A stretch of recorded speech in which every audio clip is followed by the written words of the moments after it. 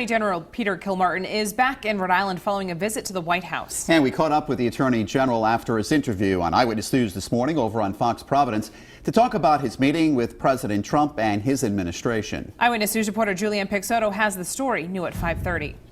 Rhode Island Attorney General Peter Kilmartin tells me he's been to Washington, D.C. countless times, but he'd never before been to the White House. Now he's giving us a glimpse of what our president is like off camera.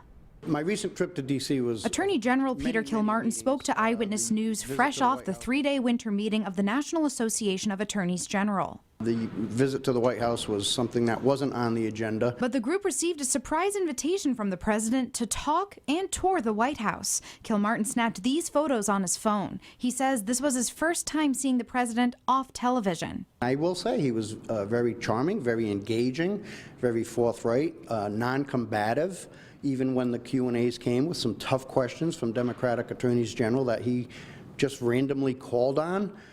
So in that setting, he was a very engaging man.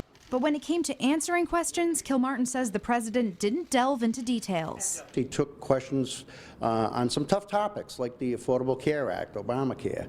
He took questions on the heroin crisis. While some of the answers we would have liked more substance to them, he did not shy away from them. The questions were asked respectfully, and they were answered respectfully. Kilmartin says his concerns over health care, immigration, and other topics weren't alleviated after the trip, but he appreciated the opportunity to meet our nation's leader, even if they don't necessarily see eye to eye. It's always an honor when you can meet the head of the free world. And when he talked about the White House, he was almost in awe of it. So I think he actually had an appreciation for the power bestowed on him.